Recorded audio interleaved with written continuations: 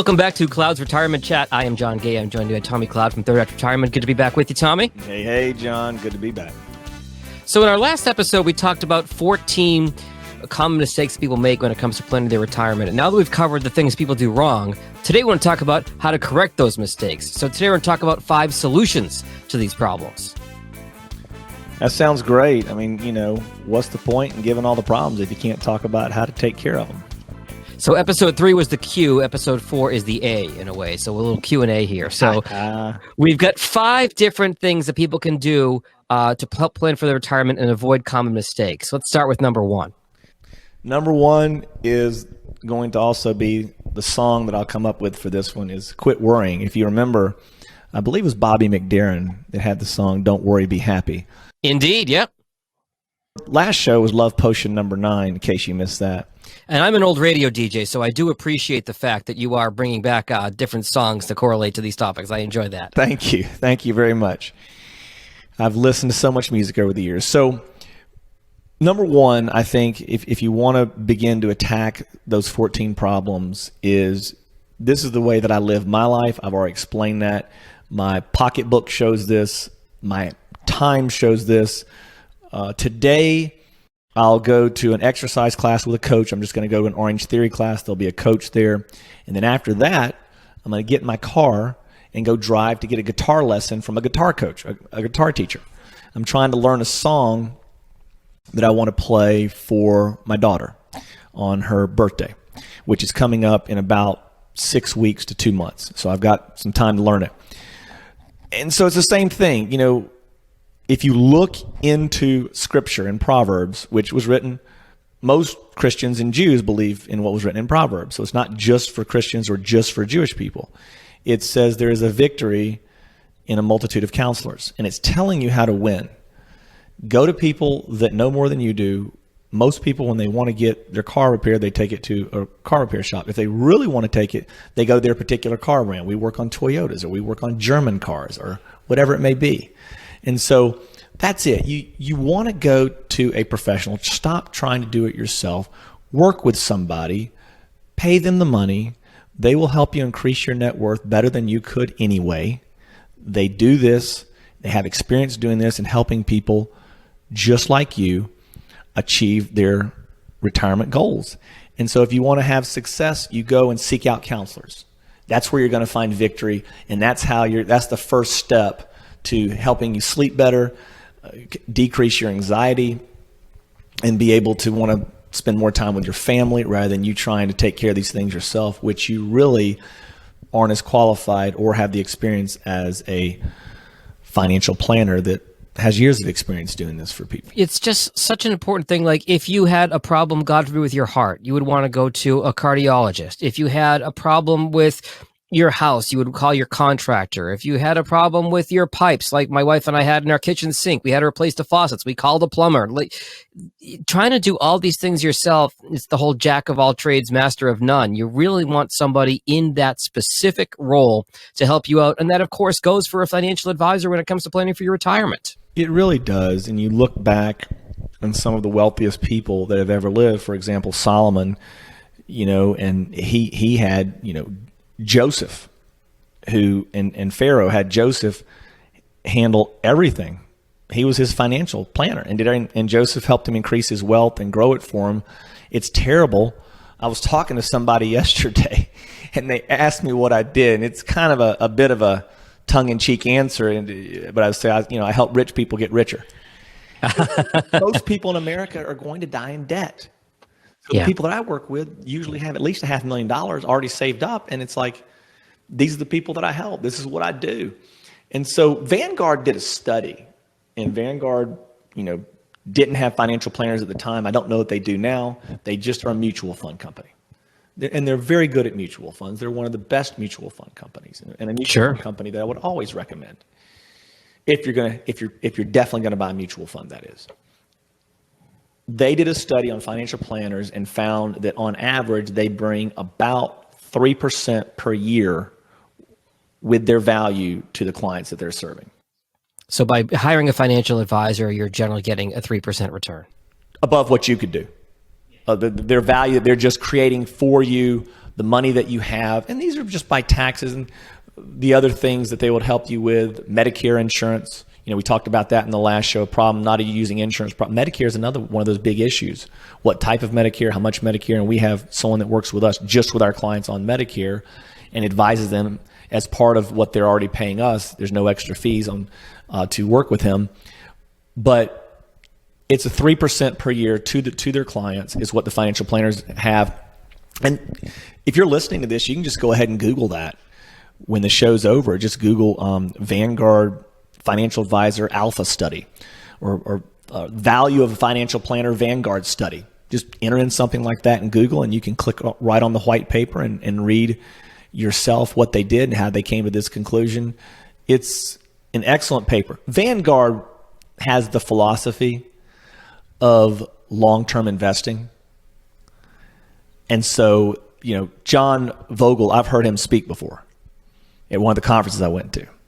And he seemed like a great guy. I don't know him personally, but just, I like these guys that go home, they eat lunch with their wife, they're worth billions, but they live in a home that is, less than $1 million, and they just lead what I would consider to be more of a kind of a normal, simple life. Certainly, this is a guy that could probably buy, as many Ferraris as he wants, 20 Ferraris, 5 private jets, just with no problem. It wouldn't even matter. He could do that all day long, the starter and founder of Vanguard.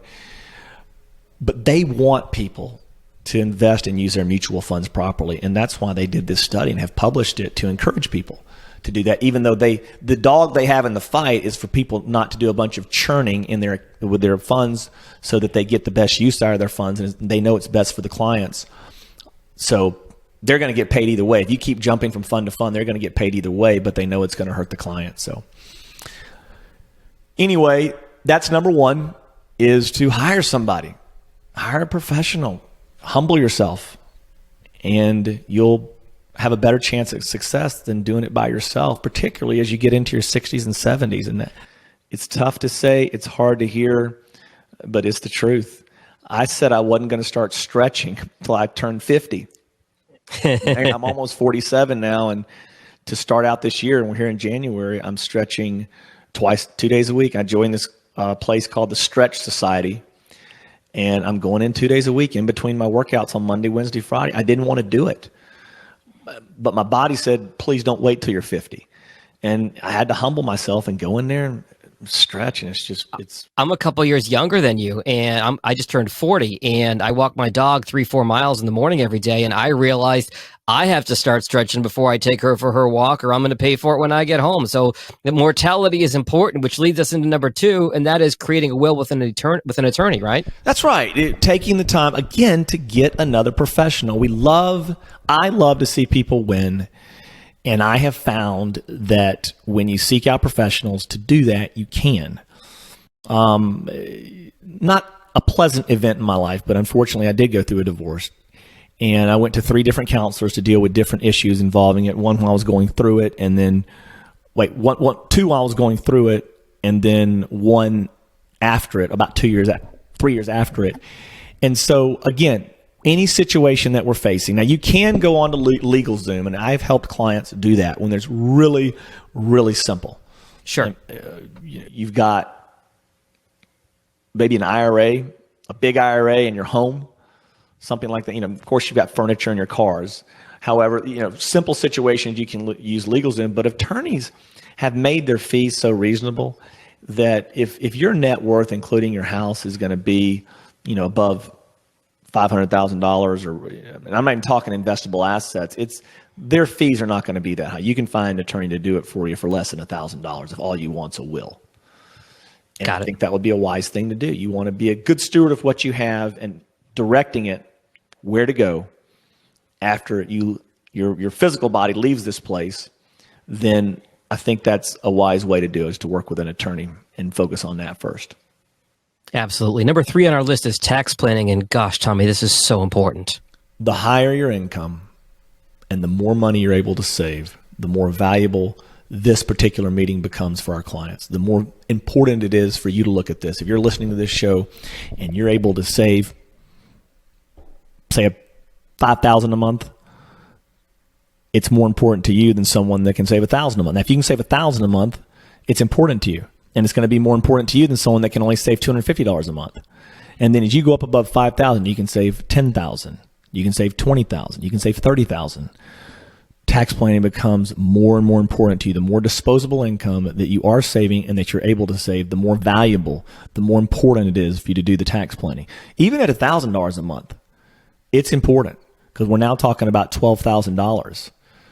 And if you take 25% of $12,000, that's $3,000 a year. And that's important. Just take the time to do that.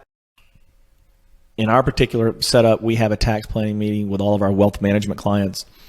And it's something that in almost every case with the changing tax laws, which change every year, particularly as we're moving back and forth from the different parties where one party probably favors lower taxes more frequently and the other party favors higher taxes more frequently, these things are just all over the map. And even if you have the same party in there for 4 years or 8 years, the last time we had a president in there for 8 years, we still had changes, tremendous changes. So this is something that we do every year because of the changes, and particularly for our wealth management clients, they are going to need this service. And it's an area where we add value. We help them save money and be a better steward of their money. Can you leave $3,000 on the table or more? Just is it not that important to you? And I think most people it is. It is so important, and there's just so many different aspects of the tax planning too. You've also got, HSAs and all these health savings accounts as well, right? That's exactly right. We look at it. We want to be able to, if we can, depending on their income, max that out. And most people's CPAs don't do tax planning for them. Yeah. So they do a great job preparing the taxes, and our CPA is excellent in the firm that we work with. However, they don't look at ways to save. What is the best? So here's an example. I have a client that is one of my wealth management clients, and they're a married couple, and they're probably, I think their income's like $270,000 a year, but they've done a great job saving up. And yeah, well, they didn't know it. So they had these rental properties, and I'm like, well, where are you running these rental properties to? Oh, we're pointing them on Schedule C on our income. I said, okay, well, you're saving this money. You do realize that you could make the wife, the owner, she happened not to work, of the LLC, bring the income into there, and rather than paying all these taxes on it, because they're already over 59 and a half.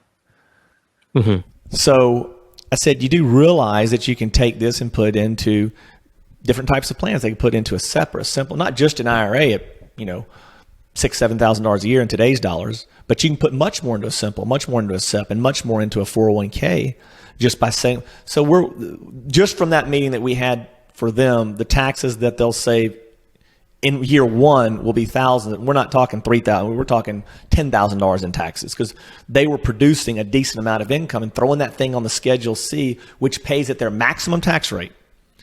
Rather than now we can create an LLC and have a retirement plan and really shelter that income, or we can pay the taxes on it, and depending on a particular person's situation, you put into a Roth. I love it when people retire and they start taking Social Security, and I have a nice big pot in a Roth to help them plan and reduce their taxes because it doesn't count towards their provisional income, which is used to determine the amount of federal income tax that they'll pay. I want to go back to a point you mentioned a moment ago, Tommy, which is that you have a CPA, and a CPA is going to make sure that you pay the taxes on everything you've done for the past year. But that planning piece is so important to really maximize your tax breaks and minimize the amount of money that you're going to pay in taxes. And the planning piece is so crucial. It's the hardest thing that we do because of the amount of follow-up work that we have to do. We do the meeting, and then we help the client set up the proper accounts, make the proper changes, direct them to the right websites, have more phone calls, more Zoom meetings, or they come into the office if they're here in the Atlanta area. Of course, I have clients in 15 states. So it's something that when I see that meeting on my calendar that week, I know basically I just see that as, okay, this is going to be, we're starting a new case. Rarely do we walk away from that call. Hopefully it's something simple for them to do. Well, we're just going to increase your contributions over here for accounts that are already set up. That's, selfishly, that's what we want to do. But the reality is a lot of times those calls are just going to be a tremendous amount of follow-up. But if the client will stay with it and put in some effort as well, they can find themselves reducing their tax bill by thousands of dollars, depending on their situation. Got it. And you started to hit on this a moment ago, but creating that financial and retirement plan is number 4 on our list, and that is just so key. It is. And how many motivational speakers, how many religions, I know of 2, because again, there's so many verses in the Old Testament about it. You take Judaism and Christianity, or fine, don't take that. Throw that out. There's so many different religions now popping up, and it seems so being a Christian or Jewish, I guess, is becoming more and more conservative. And so fine, let's talk about Tony Robbins. Let's talk about whoever you want to talk about. Brian Tracy, certainly Zig Ziglar, my all-time favorite by far. Anyone you want to talk about, motivational speakers, coaches, they all are asking you to create a blueprint, create a plan. And without plans, people's lives can be failures if you don't have a plan. So that's exactly what we do. And we do that for all of our clients. All of our clients have a financial plan in place.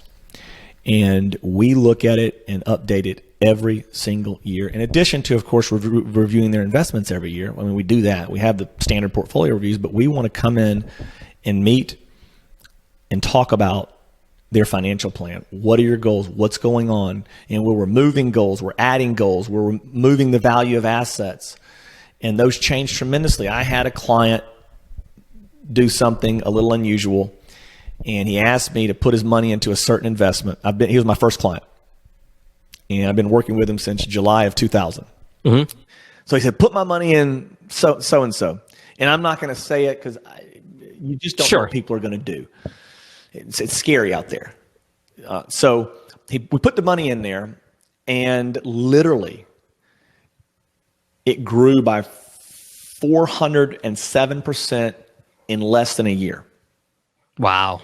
So even though he was a successful ophthalmologist and he had saved up well, this tremendously impacted his financial plan. This wasn't something that we could just skip over and ignore. It really, and it helped it, of course. However, now he and his wife, they've been married, I think, 40-something years, almost 50. Might be over 50. They were able to talk about, hey, we just, all of a sudden this money's appeared in less than a year. What are we going to do? And different things happen. It could be an inheritance. The money could be lost. You could decide, oh, well, we didn't mention this last year, but we're going to have to replace our roof. Or it could be a big expense. You know, we've decided we're going to buy a car for X family member. We have an X family member that's moved into our house, or we're going to turn this area of our house into an Airbnb or rent it out or something. It's just all types of major changes to people's plans. We're selling our second home now. We're buying a second home now. And this needs to be updated. But first and foremost, you need to create it and have that plan so you at least know what your goals are and where you're going. And you can always adjust it once you at least they always say the best thing is a ship in motion, right? Yes. If you're sitting there, you're not going anywhere. But at least if you're going somewhere, you can direct the ship and change it as you need. But if you're just sitting there, you're not really getting any closer to getting to where you want to be. And almost part of number 4 is our last item on our list, number 5, which is having that asset allocation plan and that investment plan that's going to match up with the goals that you have specifically. That's the last on our list. With the stock market being 60 or 70% overvalued according to the price to earnings ratio and which one you want to use, to me, if you don't know what would happen to your portfolio if we had another financial crisis like 2008, and you don't know how long the recovery is, I think you're making a big mistake. I think you need to know it, and mainly for peace of mind. Again, it's if you know, okay, well, in 2008, the market went down 53%, which I think is entirely possible and probable that that'll happen here in the next decade. I sent out my clients a letter. It's going out here at the end of this month, which will be January. And I've already dictated the insert with my newsletter. And right now it's with the editor. As soon as that's finished, I'm sending it to my publisher, and they'll print that and put that in with my newsletter for all of my clients. That'll be mailed to their house to let them know, here's where we are with the stock market. Here's where we are with the bond market. and you really need to understand this, and call me if you want to talk about other ways to diversify your portfolio, like with gold or utility stocks are two of the main ones that we look at right now for diversification. If you're not doing this, it's my opinion that you're making a big mistake. And I'm not talking about taking your money and putting it into other countries. The global stock market performs basically the same. That's not going to cut it for you.